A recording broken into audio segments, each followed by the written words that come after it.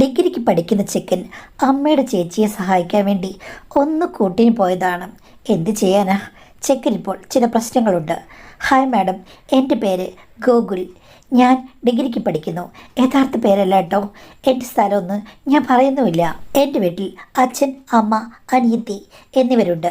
പിന്നെ എൻ്റെ അമ്മയ്ക്ക് ഒരു ചേച്ചിയുണ്ട്. ഞാൻ വല്യമ്മ എന്നാണ് വിളിക്കുന്നത്. വല്യമ്മയുടെ വീട് ഞങ്ങളുടെ വീട് അവിടെ നിന്നും ഏകദേശം 30 കിലോമീറ്റർ അകലെയാണ്. വല്യമ്മയുടെ ഹസ്ബൻഡ് മരിച്ചുപോയി.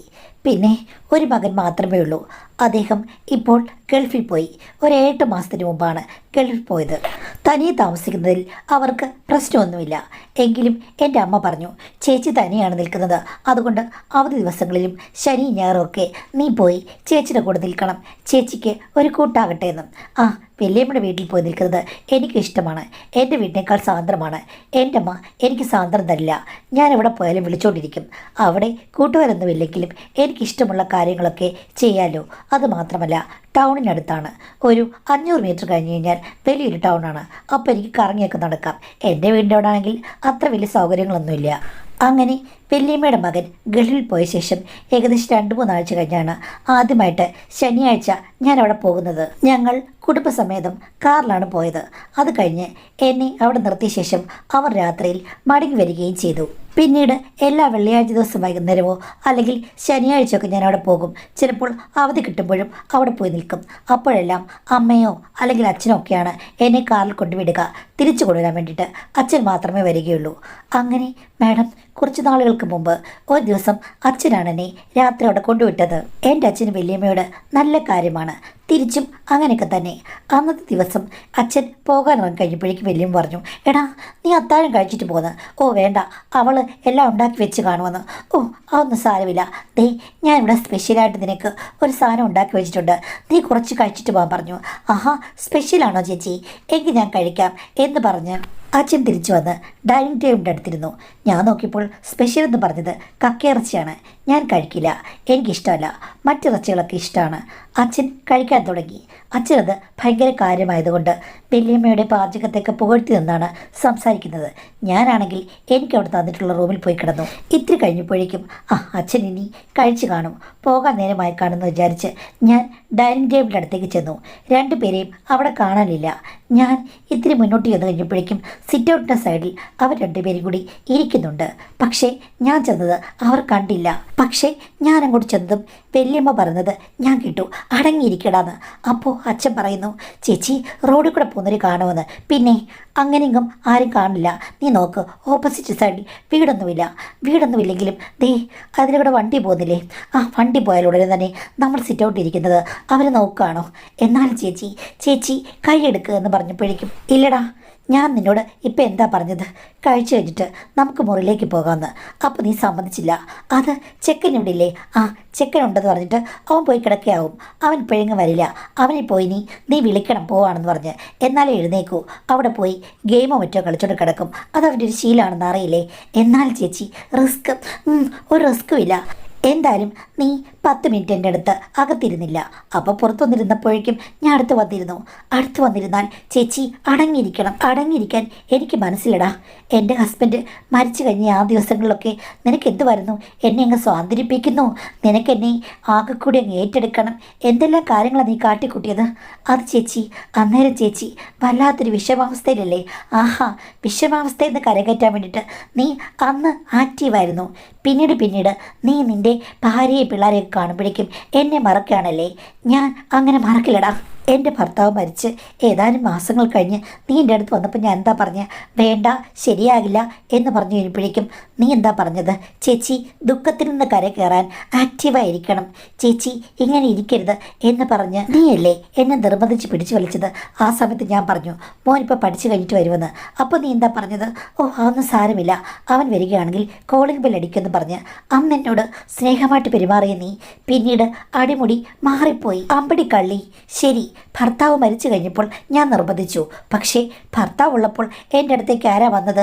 അന്ന് ചേച്ചിയോട് ഞാൻ പറഞ്ഞു ഇത് റിസ്ക് ആണെന്ന്. അപ്പം ചേച്ചി എന്താ പറഞ്ഞത്, നിന്നെ കണ്ടപ്പോൾ തന്നെ എനിക്കിഷ്ടപ്പെട്ടു, അസൂയായിരുന്നു.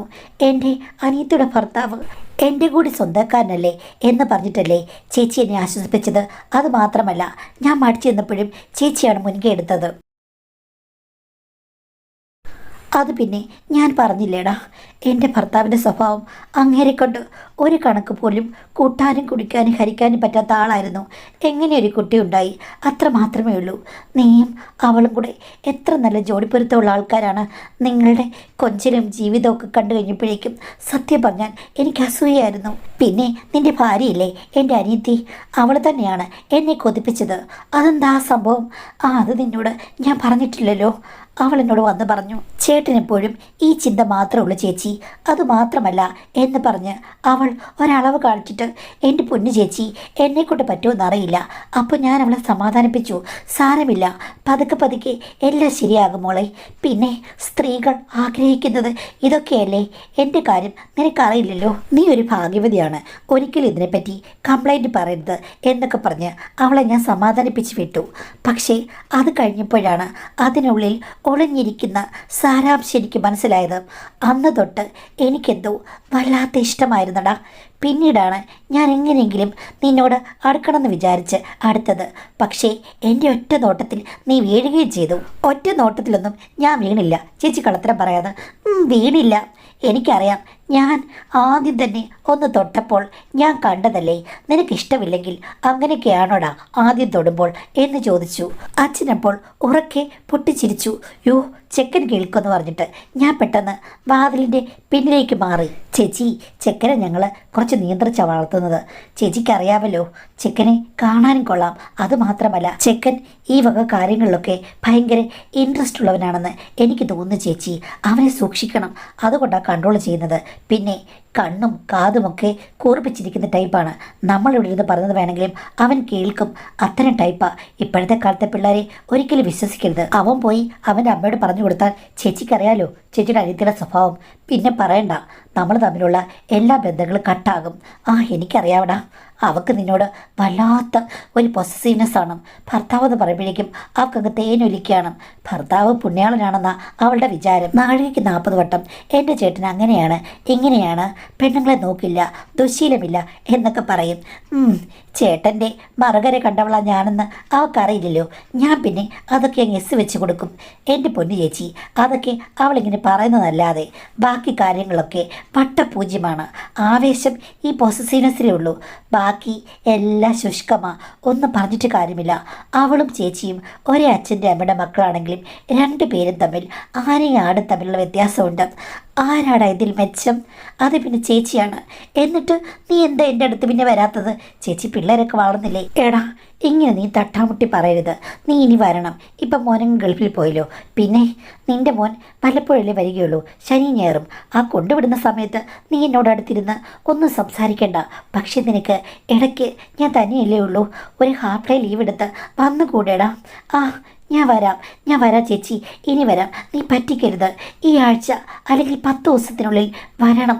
എനിക്കാണെങ്കിൽ ഇപ്പോൾ പണ്ടത്തെ പോലെയല്ല. അവനോട് അങ്ങ് പോയതിൽ പിന്നെ എനിക്ക് ഏകാന്തതയാണ് മോനെ. ഏകാന്തത മാറ്റാൻ വേണ്ടി എനിക്കൊന്ന് ഉറഞ്ഞു തുള്ളണം. ഒത്തിരി നാളായി എന്ന് പറഞ്ഞു. ഞാൻ വരാം ചേച്ചി. നീ പ്രോമിസാണോ? അതെ, പ്രോമിസ്. വരും ഞാൻ ഈ ആഴ്ച തന്നെ എന്ന് പറഞ്ഞു. എന്നിട്ട് അച്ഛൻ അവരെ നുള്ളുന്നത് കണ്ടു. അവരപ്പോൾ കൈ മാറ്റുകയും ചെയ്തു. ഞാനാണെങ്കിൽ ഒരു ശബ്ദമുണ്ടാക്കി അവരെ വിളിച്ചുകൊണ്ടാണ് അങ്ങോട്ട് ചെന്നത്. അച്ഛാ, എപ്പോഴാണ് പോകുന്നതെന്ന്? ദേ ഞാൻ ഇറങ്ങാൻ പോകുകയായിരുന്നു. കഴിച്ചു കഴിഞ്ഞ് സിറ്റ് ഔട്ടിലേക്ക് വന്നതേ ഉള്ളൂ. എന്നാൽ ഞാൻ ഇറങ്ങട്ടെ ചേച്ചി. എടാ, ഞാൻ നിന്നെ കൊണ്ടുപോകാൻ 2 ദിവസം കഴിഞ്ഞ് വരാം. ഓക്കെ അച്ഛാ എന്ന് പറഞ്ഞ് കയറിപ്പോയി. ഇവർ തമ്മിൽ ഇങ്ങനെയൊക്കെ അടിയൊഴുക്കളുണ്ടെന്ന് എനിക്ക് ഒരിക്കലും അറിയുകയില്ലായിരുന്നു. കാര്യം എൻ്റെ വല്യമ്മ വളരെ കാര്യമായി സംസാരിക്കുന്ന ഒരാളാണ്. അവളുടെ സംസാരം കേട്ട് കഴിഞ്ഞാൽ ഇത്രയും കൊഞ്ചലും കുഴലും ഉണ്ടെന്ന് നമ്മൾ വിചാരിക്കില്ല. പക്ഷേ ഒരു കാര്യമുണ്ട്, എൻ്റെ അമ്മയെക്കാളൊക്കെ ഒത്തിരി സുന്ദരിയാണ് അവർ.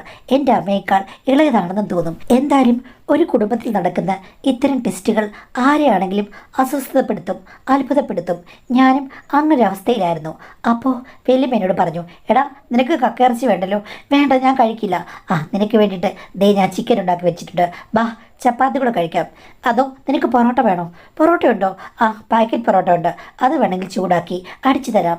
എനിക്കെന്താ പൊറോട്ട മതി, വാടാ എന്ന് പറഞ്ഞ് ഞങ്ങൾ ഡൈനിങ് ടേബിളിൻ്റെ അടുത്തേക്ക് പോയി. കഴിച്ചുകൊണ്ടിരുന്നപ്പോൾ വല്യമ്മേനോട് ചോദിച്ചു, എടാ നിൻ്റെ അച്ഛൻ പറഞ്ഞല്ലോ നീ ഭയങ്കര ഇളക്കക്കാരനാണെന്ന്. എന്തളക്കം? അല്ല, നിനക്ക് വല്ല പെണ്ണുങ്ങളുമായിട്ട് പ്രേമമുണ്ടോ? ഞാൻ ചോദിച്ചു, പ്രേമിക്കുന്നൊരു കുറ്റമാണോ? പ്രേമിക്കുന്നത് കുറ്റമാണെന്ന് ഞാൻ പറയില്ല. പക്ഷേ നിന്റെ അച്ഛനും അമ്മയ്ക്കൊന്നും നീ പ്രേമിക്കുന്നത് ഒട്ടും ഇഷ്ടമല്ല. നീ എന്തൊക്കെ കുരുത്തക്കെടുകൾ കാണിക്കുന്നുണ്ട്, അതുകൊണ്ടാണ് നിന്നെ നല്ലപോലെ നിയന്ത്രിക്കുന്നതെന്നാണ് നിന്റെ അച്ഛനും അമ്മയും പറഞ്ഞത്. അതെപ്പോൾ അവർ പറഞ്ഞു? അതൊക്കെ എന്നോട് പറയാറുണ്ട്. ഞങ്ങൾ നിന്റെ കാര്യമൊക്കെ സംസാരിക്കാറുണ്ട്. അന്നേരം പറഞ്ഞതാണെന്ന് പറഞ്ഞു. ഇപ്പോൾ അച്ഛൻ പറഞ്ഞത് വല്യമ്മ ഓർത്തെടുത്താണെന്ന് എനിക്ക് മനസ്സിലായി. വല്യമ്മേ, പ്രേമം തോന്നിയാൽ പ്രേമിക്കണം. അതിപ്പോൾ അച്ഛൻ പറഞ്ഞാലും അമ്മ പറഞ്ഞാലും വലിയ പറഞ്ഞാലും പ്രേമിക്കാതിരിക്കാൻ പറ്റുമോ? അവനവൻ്റെ ഇഷ്ടമല്ലേ? അത് ശരിയാ. എന്നാലും നിൻ്റെ അച്ഛനും അമ്മയൊന്നും പ്രേമിക്കുന്ന പെണ്ണെ കല്യാണം കഴിക്കാൻ സമ്മതിക്കില്ല. അതിനിപ്പം കല്യാണം കഴിക്കണമെന്ന് നിർബന്ധം, പ്രേമിച്ചാൽ പോരെ? ആഹാ, ചുമ്മാതല്ല നിൻ്റെ അച്ഛൻ പറഞ്ഞത്. നീ കുരുത്തക്കെട്ടവനായി തീർന്നു. അല്ല വല്യമ്മേ, പ്രേമിക്കുന്നവരെല്ലാം നമുക്ക് കല്യാണം കഴിക്കാൻ പറ്റുമോ? പ്രേമിക്കുന്നത് കല്യാണം കഴിക്കാനാണോ? ഇപ്പോഴത്തെ ജനറേഷൻ അത് മോശമാണ്. അവന് പ്രേമിക്കുന്നത് കല്യാണം കഴിക്കാനല്ല, മറ്റു പല കാര്യങ്ങൾക്കുമാണ് അവർക്ക് താല്പര്യം. ഞാനിതിങ്ങനെ ടി വിയിലൊക്കെ പലരും പറഞ്ഞു കേട്ടിട്ടുണ്ട്. ഞങ്ങളുടെ കാലത്തൊന്നും അങ്ങനെയല്ല. ഞങ്ങൾ പ്രേമിക്കുന്നത് കല്യാണം കഴിക്കാൻ വേണ്ടിയിട്ടായിരുന്നു. അപ്പോൾ വല്യമ്മ പ്രേമിച്ചാണ് കല്യാണം കഴിച്ച്? അയ്യോ അല്ല, എൻ്റേത് അറേഞ്ച് മാരേജ് ആയിരുന്നു. വീട്ടുകാർ പറഞ്ഞ ആളെന്നെ കല്യാണം കഴിച്ചത്. അപ്പോൾ വല്യമ്മ പ്രേമിച്ച ആളെന്തി? പോടാ, ഞാൻ ആരെയും പ്രേമിച്ചൊന്നുമില്ല. പിന്നെ പ്രേമിച്ചത് പറഞ്ഞതോ? അങ്ങനെയല്ല, ഞങ്ങൾ പഠിക്കുന്ന സമയത്ത് പൊതുവായ കാര്യം പറഞ്ഞതാണ്. അപ്പോൾ വല്യമ്മ വിവാഹം കഴിക്കുന്നതിന് മുമ്പ് ആരെയും പ്രേമിച്ചിട്ടില്ല? ഇല്ലടാ, പ്രേമിച്ചിട്ടേ ഇല്ല. കല്യാണം കഴിഞ്ഞ് കഴിഞ്ഞാൽ ആരെങ്കിലും പ്രേമിച്ചിട്ടുണ്ടോ? കേട്ടോ, നിന്റെ കുരുത്തക്കെട്ട സ്വഭാവം വെളിയിൽ വന്നു. കല്യാണം കഴിഞ്ഞ ശേഷം ആരെങ്കിലും പ്രേമിക്കുവോടാ? അത് തെറ്റല്ലേ? അപ്പോൾ വല്യമ്മയ്ക്ക് കല്യാണം കഴിഞ്ഞ ശേഷം ഒരു പ്രണയമില്ല? എനിക്കങ്ങനൊന്നുമില്ല. നീ ഇപ്പോഴത്തെ ജനറേഷൻ വെച്ചിട്ട് എന്നോട് ഇങ്ങനെയുള്ള കുനിഷ്ഠ ചോദ്യങ്ങളൊന്നും ചോദിക്കരുത്. ഞാൻ എത്രക്കാരിയല്ല. ഇതിനു മുമ്പ് സിറ്റൗട്ടിനുള്ളിൽ എന്തായിരുന്നു? സിറ്റൗട്ട് എന്താടാ? അല്ല, അച്ഛൻ്റെ അടുത്തിരുന്നല്ലോ. അതിനെന്താ? അവനെൻ്റെ അനിയനല്ലേ? അനിയൻ്റെ അടുത്തിരുന്ന് സംസാരിക്കുന്നതും പറയുന്നതും എല്ലാം ഞാൻ കണ്ടു, കേട്ടു. ഗിയർ മാറുന്നത് വ്യക്തമായി ഞാൻ കണ്ടു. ഞാനത് പറഞ്ഞപ്പോഴേക്കും വല്യമ്മ ഞെട്ടിത്തിരിച്ചു. പിന്നെ കുറച്ച് നേരത്തേക്ക് ഒന്നും മിണ്ടിയില്ല. നീ ഞങ്ങൾ പറഞ്ഞതെല്ലാം കേട്ടോ? ഞാൻ പറഞ്ഞ് കേട്ടു. പണ്ട് തൊട്ടുള്ള കാര്യങ്ങൾ കേട്ടു. ഇതിനെല്ലാം കാരണക്കാരി വല്യമ്മയാണെന്ന് അച്ഛൻ പറയുന്നത് വരെ കേട്ടു. എന്തൊക്കെയാണ് നടത്തിയെന്നും എനിക്ക് മനസ്സിലായി. ഇപ്പം അച്ഛൻ വഴി മാറി നിൽക്കുകയാണ്. ഇപ്പോൾ വല്യമ്മ പഴയ വഴിയിലേക്ക് കൈ പിടിച്ച് വലിച്ചിട്ടു. ഒന്ന് ആലോചിക്കുക, ഇതൊക്കെ ആരെങ്കിലും അറിഞ്ഞു കഴിഞ്ഞാൽ എന്ത് പ്രശ്നമായിരിക്കും? നീ അറിഞ്ഞു കഴിഞ്ഞാൽ നിൻ്റെ അമ്മയോട് നീ പോയി പറയോടാ? പ്രശ്നം ഉണ്ടാകുമോ? നിൻ്റെ അമ്മ വല്ലതും അറിഞ്ഞു കഴിഞ്ഞാൽ പിന്നെ പറയണ്ട. പിന്നെ നിന്നെ ഇങ്ങോട്ട് വിടില്ല, അവനെ ഇങ്ങോട്ട് വിടില്ല. ഇവിടെ ഭൂകമ്പം ഉണ്ടാകും. അവൾ കണ്ടവരോടെല്ലാം എൻ്റെ കാര്യം പറയുകയും ചെയ്യും. എൻ്റെ പേര് ചീത്തയാകും. എൻ്റെ പൊന്നുമോനെ, ആരോടും നീ പറയരുതേ. അത് പോട്ടെ വല്യമ്മേ, പറയുന്നില്ല എന്നുള്ളത് രണ്ടാമത് നിൽക്കട്ടെ. ഞാൻ ഒരു കാര്യം ചോദിക്കട്ടെ, ഇത്രയും തെറ്റുകളൊക്കെ ചെയ്ത് കൂട്ടിട്ട് എങ്ങനെയാണ് എന്നെ ഉപദേശിക്കുന്നത്? അങ്ങനെയാണ്, പണ്ട് അങ്ങനെയല്ലായിരുന്നു, പ്രേമമില്ലായിരുന്നു എന്നൊക്കെ. അത് പിന്നെ നാട്ടു നടപ്പല്ലേടാ. നമ്മൾ തെറ്റ് ചെയ്തിട്ടുണ്ടെങ്കിലും കുട്ടികൾക്ക് നമ്മൾ അങ്ങനെ പറഞ്ഞു കൊടുക്കാൻ പറ്റുമോ? അവർക്ക് സ്വാതന്ത്ര്യം കൊടുക്കാൻ പറ്റുമോ? നമ്മുടെ തെറ്റ്. പിള്ളേര് തെറ്റ് ചെയ്യുന്നത് ഒരു മാതാപിതാക്കൾക്കും ഇഷ്ടമല്ല. എന്നാലും കുറച്ചൊരു മയത്തിൽ വല്യമ്മയ്ക്ക് തള്ളാമായിരുന്നു. ഇത് വല്ലാത്ത തള്ളായിപ്പോയി. ഒന്ന് പോടാ. എടാ, നിൻ്റെ അമ്മയോട് തമാശയ്ക്ക് പോലും ഒന്നും പറയരുതേ. അവൾ ഭർത്താവെന്ന് വെച്ച് കഴിഞ്ഞാൽ വലിയ പ്രശ്നക്കാരിയാണ്. അവൾ ചാടി വീഴും സിംഹത്തെ പോലെ. നിനക്കൊരു കാര്യം അറിയാമോ? എന്തായാലും നീ അറിഞ്ഞു. ഇനിയിപ്പം ഞാൻ ഈ കാര്യങ്ങളൊക്കെ തുറന്നു പറഞ്ഞേ പറ്റുകയുള്ളൂ. എന്താ വല്യമ്മേ? എടാ, ഭർത്താവ് എന്ന് പറഞ്ഞിട്ട് അങ്ങേർക്ക് ഭക്ഷണം വെച്ച് കൊടുത്താൽ പോരാ. ഏത് പ്രായത്തിലും പെണ്ണുങ്ങൾക്ക് ഭർത്താവിനെ നന്നായി മാനേജ് ചെയ്യാൻ പറ്റണം. അപ്പോൾ വല്യമ്മ സ്വന്തം ഭർത്താവിനെ നന്നായി മാനേജ് ചെയ്തോ? പിന്നെ അങ്ങേർക്ക് എന്താ കുഴപ്പം? അങ്ങേർക്ക് നല്ല ഭക്ഷണം ഞാൻ ഉണ്ടാക്കി കൊടുത്തു. അങ്ങേരുടെ സ്നേഹമായി പെരുമാറി. പിന്നെ നീ ഉദ്ദേശിക്കുന്ന മാനേജ്മെൻറ്റ്, അതിന് യാതൊരു സ്കോപ്പുമില്ല, താല്പര്യമില്ല. ചതഞ്ഞെന്ന് പറഞ്ഞുള്ളൊരു ടൈപ്പാണ്. പിന്നെ എൻ്റെ പൊന്നുമോനെ, നിനക്കൊന്നും പറഞ്ഞാൽ മനസ്സിലാകില്ല. സ്ത്രീകൾ ആഗ്രഹിക്കുന്നത് കുന്നോളമാണ്. ആ സമയത്ത് അവിടെ ചെല്ലുമ്പോൾ കാണുന്നത് ആട് കിടന്നിടത്ത് ഒരു പൂട പോലും ഇല്ലാത്ത അവസ്ഥയാണെങ്കിൽ എന്ത് ചെയ്യും മോനെ? എല്ലാം അഡ്ജസ്റ്റ് ചെയ്ത് പോകണം.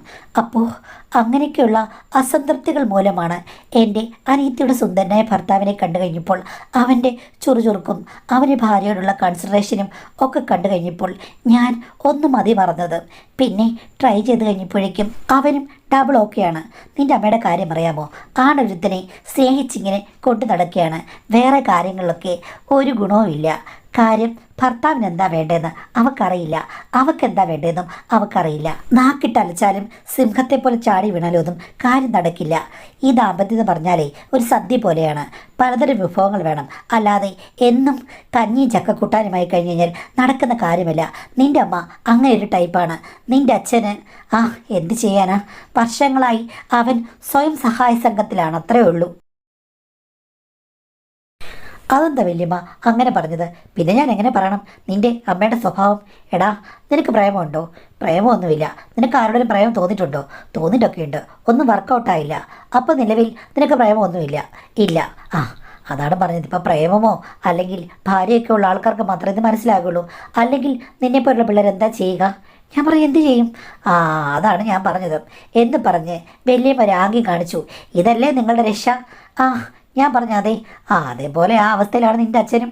അങ്ങേർക്ക് സ്വന്തം കാര്യം സ്വന്തമായി നോക്കണം, നിൻ്റെ അമ്മയെക്കൊണ്ടൊരു ഗുണവുമില്ല എന്നാ നിൻ്റെ അച്ഛൻ പറഞ്ഞത്. അങ്ങനെയൊന്നും ആയിരിക്കില്ല. പിന്നെ അമ്മയ്ക്ക് ഇത്തിരി ഭക്തി അങ്ങനെയൊക്കെ ഉള്ളതുകൊണ്ട് ചിലപ്പം ഇത്തിരി കുറവായിരിക്കും. അതല്ലാതെ ഇങ്ങനെയുള്ള ഇൻറ്റിമസി കാണും. രണ്ടുപേരും തമ്മിൽ ചക്കരയുടെ പോലെയല്ലേ. എടാ, അവിടെ അഭിനയം മാത്രമേ ഉള്ളൂ. അവൾക്ക് സ്നേഹമുണ്ട്. പക്ഷേ വേണ്ട സമയത്ത് വേണ്ട സ്ഥലത്ത് വേണ്ട പ്രവർത്തനങ്ങൾ വേണം. അതവൾക്കില്ല. കെട്ടിയപ്പോൾ തൊട്ട് അങ്ങനെയാണ്. ഇതൊക്കെ എങ്ങനെ സംഭവിച്ചു എന്നുള്ളതിൻ്റെ കാര്യകാരണം ഞാൻ പറയാം. അതായത് എനിക്ക് നല്ല ആവശ്യങ്ങളുണ്ട്, അതേപോലെ തന്നെ നിൻ്റെ അച്ഛനും നല്ല ആവശ്യങ്ങളുണ്ട്. പക്ഷേ ഞങ്ങളുടെ രണ്ടുപേരുടെയും പാർട്ട്നേഴ്സിന് ആവശ്യങ്ങളില്ലാത്ത ആൾക്കാരാണ്. അങ്ങനെ സ്നേഹം ഭാവിച്ച് അഡ്ജസ്റ്റ് ചെയ്ത് ജീവിച്ചു പോരുമ്പോഴാണ് ഒരേ ടൈപ്പ് ആൾക്കാർ തമ്മിൽ കണ്ടുമുട്ടുന്നത്. കണ്ട മാത്രയിൽ തന്നെ എനിക്ക് ഒന്നളന്നപ്പോൾ മനസ്സിലായി ഇത് തന്നെ എനിക്ക് സ്യൂട്ടബിൾ. അവനും അതുപോലെ തോന്നി. നിൻ്റെ അമ്മയുടെ സ്വഭാവം തൻ്റെ ഇടമുള്ളതായതുകൊണ്ട് അവൻ ഒന്നടുക്കാനൊന്ന് മടിച്ചു. ഞാൻ പിന്നെ വാഗ്ദാനങ്ങൾ കൊടുത്ത് സാഹചര്യങ്ങളും സന്ദർഭങ്ങളും ഒക്കെ റെഡിയാക്കി എല്ലാം രഹസ്യമായിരിക്കുമെന്ന് പറഞ്ഞപ്പോഴേക്കും അവൻ പൂച്ചക്കുട്ടിയെ പോലെ എൻ്റെ പുറകെ അങ്ങ് വന്നു. ഇതാണ് പറഞ്ഞത്. ഇതിനെയൊന്നും നമ്മൾ കുറ്റം പറഞ്ഞിട്ട് കാര്യമില്ല. മനുഷ്യർ ആവശ്യങ്ങളുടെ പുറകെ പോകും, നീയാണെങ്കിൽ പോകും. പക്ഷേ നിനക്കതിന് വേണ്ട ഒരു സന്ദർഭമോ എക്സ്പീരിയൻസോ പ്രായമോ ഒന്നും ആയിട്ടില്ല. പക്ഷേ ആ സമയമായി കഴിഞ്ഞല്ലേ നിൻ്റെ അപ്പനേക്കാൾ വേന്ദ്രനാകും നീ എന്നാണ് നിൻ്റെ അപ്പൻ പോലും പറഞ്ഞത് എന്ന് പറഞ്ഞു. ചുരുക്കം പറഞ്ഞു കഴിഞ്ഞാൽ നിങ്ങൾ തമ്മിലുള്ള കാര്യങ്ങളൊക്കെ ആക്കാൻ വേണ്ടിയിട്ട് നിങ്ങൾ രഹസ്യമായി എല്ലാവരെയും വഞ്ചിച്ചു. ഇതൊക്കെ ഒരു വഞ്ചനയാണോടാ? എല്ലാം ഒരു ആവശ്യകതയല്ലേ? നിനക്കെന്താ മനസ്സിലാകാത്തത്? ഇപ്പോഴത്തെ തലമുറയിലെ പിള്ളേർക്ക് നന്നായിട്ട് മനസ്സിലാകുന്നതാണല്ലോ ഞാൻ കേട്ടിട്ടുള്ളത് എന്ന് പറഞ്ഞ് എൻ്റെ തലയിൽ തലോടി. സോപ്പൊന്നും ഇടണ്ട, എന്തായാലും ഞാൻ പറയുന്നില്ല. പറഞ്ഞു കഴിഞ്ഞാൽ പിന്നെ ഈ കുടുംബം തന്നെ താറുമാറാകും. എല്ലാം രഹസ്യമായിരിക്കുന്നതാണ് നല്ലതും. നീ ഇത് ശ്രദ്ധിക്കണ്ട. മുതിർന്നവരല്ലേ, അവർ തമ്മിൽ അങ്ങനെയൊക്കെ പല അഡ്ജസ്റ്റ്മെൻറ്റും കാണും. നീ പിന്നെ കുറച്ച് പ്രായമായി കഴിയുമ്പോഴേക്കും ഒരു 25 വയസ്സ് കഴിയുമ്പോഴേക്കും നിനക്കും ഇതിൻ്റെ എല്ലാം ഗുട്ടൻസ് പിടികിട്ടും. ആ സമയത്തും നിനക്കെന്തെങ്കിലും പ്രശ്നങ്ങൾ ഉണ്ടാകുകയാണെങ്കിൽ ഈ വലിയമ്മ കൂട്ടി നിൽക്കും കേട്ടോ. പക്ഷേ എൻ്റെ പൊന്നുമോൻ, ഈ കാര്യങ്ങളൊന്നും ഒരു ഫ്രണ്ടിനോട് പോലും പറയരുത്. നിങ്ങൾ ആമ്പിള്ളേർ തമ്മിൽ അങ്ങോട്ടും ഇങ്ങോട്ടും ഇതൊക്കെ പറയുമല്ലോ. ഞാൻ പറഞ്ഞ ആരോടും പറയില്ല. പക്ഷേ ഫ്രണ്ടിൻ്റെ കാര്യം പറഞ്ഞപ്പോഴാണ് ഒരു തമാശ. എന്താടാ, എൻ്റെ ഒരു ഫ്രണ്ടുണ്ട്, എൻ്റെ ഏറ്റവും അടുത്ത കൂട്ടുകാരൻ. അവന് വലിയമ്മ കണ്ടിട്ടുണ്ട്. നമ്മൾ കുറച്ച് നാളിന് മുമ്പ് ആ ടെക്സ്റ്റൈൽസിൽ പോയി കഴിഞ്ഞപ്പോഴേക്കും എൻ്റെ ഫ്രണ്ടാണെന്ന് പറഞ്ഞ് ഞാൻ ഒരുത്തരെ പരിചയപ്പെടുത്തിയില്ലേ? നല്ലൊരു സുന്ദര പയ്യനാണല്ലോ. അവനെന്താണ് എന്നെക്കുറിച്ച് പറഞ്ഞത്? അവൻ പറഞ്ഞത് വലിയമ്മ ചരക്കാണെന്ന്. അയ്യോ, ഈ പിള്ളേരുടെയൊക്കെ അഹങ്കാരം. അവൻ എവിടെ ഉള്ളത്? അവൻ എവിടെ താമസിക്കുന്നത്? ഇതൊക്കെ വലിയമ്മ എന്തിനാറുന്നത്? വലിയമ്മക്ക് അവനെ കാണാൻ ആഗ്രഹമുണ്ടോ? എനിക്ക് ആഗ്രഹമൊന്നുമില്ല, ഞാനങ്ങ് ചോദിച്ചതാ. പക്ഷേ അവൻ എന്നോട് പറഞ്ഞു എനിക്ക് വലിയമ്മയെ കാണാൻ ആഗ്രഹമുണ്ടെന്ന്. അവനങ്ങനെ പറഞ്ഞോ? പറഞ്ഞു. അയ്യോ, എങ്കിൽ പിന്നെ ഒരു കാര്യം ചെയ്യേ. നീ ഇത്രയൊക്കെ നമ്മൾ പറഞ്ഞു കഴിഞ്ഞപ്പോഴേക്കും അവനെ ഇങ്ങോട്ട് വിളിച്ചോണ്ട് വാടാ. അവധി ദിവസങ്ങളിൽ അവനിവിടെ വന്ന് നിൽക്കട്ടെ. എന്തിനാ? അവന് കക്കാർച്ചി ഉണ്ടാക്കി കൊടുക്കാനാണോ? കക്കാർച്ചി വേണമെങ്കിൽ അവന് ഉണ്ടാക്കി കൊടുക്കാം. അവനെന്തെങ്കിലും ആഗ്രഹങ്ങളുണ്ടെങ്കിൽ എനിക്കും അതൊക്കെ ഉണ്ടാക്കി കൊടുക്കാമല്ലോ. ചുരുക്കം പറഞ്ഞു കഴിഞ്ഞാൽ വല്യമ്മയ്ക്ക് സ്നേഹവുമില്ല പ്രേമവുമില്ല. എന്താ കുഴപ്പമെന്ന് ഞാൻ പറയണമെന്ന്. അങ്ങനെയല്ല, നീ പറഞ്ഞപ്പം അവനിങ്ങോട്ട് വന്നാൽ കുഴപ്പമൊന്നുമില്ല. അവൻ വന്നു കഴിഞ്ഞിട്ട് അവൻ എന്തെങ്കിലും ആഗ്രഹം പറഞ്ഞാലോ? അത് നീ ഞാനും അവന് മാത്രമല്ലേ അറിയുള്ളൂ. അതുകൊണ്ടൊരു പ്രശ്നമില്ലടാ. ശരിക്കും വല്യമ്മ കൈവിട്ട് പോയൊരു പട്ടം പോലെ ആയല്ലോ. എന്തിനും തയ്യാറാണെന്ന് തോന്നുന്നു. നല്ല ആൾക്കാരാണെങ്കിൽ ശരിയാടാ, കാര്യം ഇനിയെങ്കിലും ഞാൻ എൻ്റെ ഇഷ്ടത്തിൽ നിന്ന് ജീവിക്കട്ടെ. മകനെ വളർത്തി വലുതാക്കി അതിനിടയ്ക്ക് പലപ്പോഴും വീണ് കിട്ടുന്നൊരവസരം, പിന്നെ ഒന്നുമില്ലാത്ത ഒരു ജീവിതം ഇപ്പം അവനങ്ങ് പോയി. ഇനി ഞാൻ സ്വതന്ത്രമായി ജീവിക്കുന്നതിൽ എന്തെങ്കിലും കുഴപ്പമുണ്ടോടാ? ഇഷ്ടങ്ങൾ സാധിക്കുന്നതിൽ എന്തെങ്കിലും കുഴപ്പമുണ്ടോ? നിനക്ക് നിൻ്റെ ഫ്രണ്ടിനെ കൊണ്ടുവരാൻ പറ്റുമെങ്കിൽ വരൂ, അവനെ ഒരു സഹായം എനിക്കൊരു സഹായം എന്ന് പറഞ്ഞു.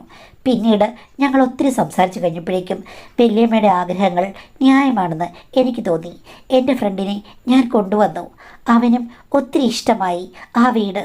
അങ്ങനെ അവർ തമ്മിൽ അവിടെ പാചക പരീക്ഷണം നടത്തി. അവൻ സ്ഥിരം വരും എന്നുള്ള രീതിയിലായി കഴിഞ്ഞപ്പോഴേക്കും ഞാൻ പറഞ്ഞു, ഇനിയിപ്പോൾ എൻ്റെ അച്ഛനെ ശല്യപ്പെടുത്തരുത്, അച്ഛനെ വെറുതെ വിടണം, ആ ചാപ്റ്റർ ക്ലോസ് ചെയ്യാമെന്ന്. വല്യമ്മ സമ്മതിക്കുകയും ചെയ്തു. എല്ലാം ശാന്തമായെന്ന് ഞാനും കരുതി. എൻ്റെ ഫ്രണ്ട് പിന്നെ അവനിങ്ങനെയുള്ള താല്പര്യമുള്ള കൂട്ടത്തിലാണ്, പ്രശ്നങ്ങളൊന്നുമില്ല, അതൊക്കെ സ്മൂത്തായിട്ട് പോകും. പക്ഷേ വല്യമ്മ യാദൃച്ഛികമായി എൻ്റെ അച്ഛനെ വീഡിയോ കോൾ ചെയ്യുന്നത് ഞാൻ കാണാനിടയായി. അറിയാതെ ശ്രദ്ധിച്ചു കഴിഞ്ഞപ്പോഴേക്കും ആഴ്ചയിൽ ഒരു ദിവസം പകൽ അച്ഛൻ്റെ സാന്നിധ്യം അവിടെ ഉണ്ടെന്ന് എനിക്ക് മനസ്സിലായി. കോൾ കട്ട് ചെയ്ത ഉടനെ തന്നെ ഞാൻ വല്യമ്മയായിട്ട് ഈ കാര്യം പറഞ്ഞ് വഴക്കുണ്ടാക്കി. അപ്പോൾ വല്യമ്മ പറയാണ്, നിനക്കെന്താ, നിനക്ക് പ്രശ്നമൊന്നുമില്ലല്ലോ, നിനക്ക് കുഴപ്പമുള്ള കാര്യമൊന്നുമല്ല, അതൊക്കെ മനുഷ്യരായാലും അങ്ങനെയാണ്, അത്യാവശ്യം എല്ലാ അഡ്ജസ്റ്റ്മെൻറ്റുകളും ആളുകൾ തമ്മിൽ വേണം, ഇതൊക്കെ ഒരു പരസ്പര സഹായവും സഹകരണവുമാണ്, നീ അതിനെക്കുറിച്ച് ചിന്തിക്കേണ്ട കാര്യമില്ല, നിൻ്റെ അച്ഛനാണെന്ന് പറഞ്ഞിട്ട് അങ്ങയുടെ നല്ല നിമിഷങ്ങൾ കൂടി നീ മുടക്കരുത്, എൻ്റേത് മുടക്കരുത്, നിൻ്റെ അമ്മയോട് പറഞ്ഞിട്ട് പ്രശ്നങ്ങൾ ഉണ്ടാക്കരുത്, നീ ഇതിലേക്ക് നോർമലായിട്ട് കാണാം. എൻ്റെ ഫ്രണ്ട് വന്നു കഴിഞ്ഞപ്പോഴേക്കും അതൊക്കെ മതിയെന്നല്ലേ വല്യമ്മ പറഞ്ഞതെന്ന് പറഞ്ഞപ്പോൾ വല്യമ്മ പറയുകയാണ്, അതൊന്നും നിനക്ക് പറഞ്ഞാൽ മനസ്സിലാകില്ല, ഓരോന്നിനും ഓരോന്നിൻ്റെതായ രസങ്ങളുണ്ട് മോനെ, ഒന്നും വിട്ടുകളയാൻ ഈ വല്യമ്മ ഇനി നിൽക്കില്ല, ഇനിയും പല പല പൂരങ്ങളും മോൻ കാണാൻ പോകുന്നതേ ഉള്ളെന്ന് പറഞ്ഞിട്ട് എല്ലാ കഥകളും പറഞ്ഞ് ചിരിക്കുകയാണ്. ഒന്നിലധികം കഥകളല്ല, ഒത്തിരി കഥകൾ ഉണ്ടെന്ന് വല്യമ്മ പറയുകയാണ്. മാഡം, ഇങ്ങനെയുള്ള സ്വഭാവം ശരിയാണോ? എങ്ങനെയാണ് ഇവർ കൺട്രോളിന് മേലെ പോയത്? നേരത്തെ ഒന്നും ഇങ്ങനെ ഉണ്ടെന്ന് എനിക്ക് തോന്നുന്നില്ല. ഇങ്ങനെ കൺട്രോൾ ഇല്ലാതെ പോയി കഴിഞ്ഞാൽ വല്യമ്മയുടെ ജീവിതം എന്താകും? എൻ്റെ അച്ഛനും ഇതൊക്കെ ഇൻവോൾവാണ്, എൻ്റെ ഫ്രണ്ടും. ഞാൻ ഓർത്തത് അവർക്ക് ഒരേ ഒരു ജില്ലയിൽ മാത്രം ആടാനായിരിക്കും താല്പര്യം എന്നാണ്. പക്ഷേ അങ്ങനെയില്ലെന്ന് മനസ്സിലായി. ഇതിപ്പം ആരോടും പറയാൻ പറ്റാത്ത അവസ്ഥയാണ്, അമ്മയോട് പറയാൻ പറ്റില്ല. എൻ്റെ അച്ഛനെ ഇതിൽ നിന്ന് രക്ഷിക്കണമെന്നുണ്ട്. എനിക്കാണെങ്കിൽ വല്യമ്മയെ എതിർക്കാനും വയ്യ. ഞാൻ എന്താണ് ചെയ്യേണ്ടത് മാഡം? ഒരു കാര്യം ഓർക്കുക, വേറെ രണ്ടുപേരുടെ ബന്ധം നമുക്ക് നിയന്ത്രിക്കാനൊന്നും പറ്റില്ല. അത് അവർക്ക് തമ്മിലേ അറിയുകയുള്ളൂ എന്താണ് എങ്ങനെയാണെന്നൊക്കെ. ഇപ്പം ശരിയാണ്, ഒരു മകനിതൊന്നും ഇഷ്ടമല്ലെങ്കിലും ഈ വല്യമ്മയും നിങ്ങളുടെ അച്ഛനും തമ്മിലുള്ള സൗഹൃദങ്ങളൊന്നും നിങ്ങൾക്ക് നിർത്താൻ പറ്റില്ല. നിർത്തിയെന്ന് പറഞ്ഞാലും അവർക്ക് വേണമെങ്കിൽ എവിടെ വേണമെങ്കിലും മീറ്റ് ചെയ്യാം. ഇപ്പോൾ വല്യമ്മ ജീവിതത്തിൽ ഫ്രീ ആയി. അവർ പാറി പറന്ന് നടക്കാൻ ആഗ്രഹിക്കുന്നു, ധാരാളം സൗഹൃദങ്ങൾ ഉണ്ടാക്കുന്നു. ഇനി അവർ കണ്ട ചെയ്യുമെന്ന് പറയുന്നു. അപ്പോൾ എന്ത് ചെയ്യാനാണ്? സ്വന്തം അച്ഛനെ രക്ഷിക്കാൻ വേണ്ടിയിട്ട് എന്തോ ത്യാഗം ചെയ്യുകയാണ് എന്നുള്ള രീതിയിൽ പകരക്കാരനായി സ്വന്തം ഫ്രണ്ടിനെ അവിടെ കൊണ്ടുവന്ന നിങ്ങൾ ചെയ്തത് എന്താണ്? അതിനെക്കാട്ടി വലിയ ഫണ്ണിയായിട്ടുള്ള കാര്യമല്ലേ? അപ്പോൾ ആനവായിൽ അമ്പഴങ്ങ എന്ന് പറഞ്ഞ് നടക്കുന്ന നിങ്ങളുടെ വല്യമ്മയ്ക്ക് ഇതൊക്കെ ഒന്നുമില്ല, അവരുടെ പൂരങ്ങൾ ഇനിയും കാണാനിരിക്കുന്നുള്ളത് അവർ പറഞ്ഞു.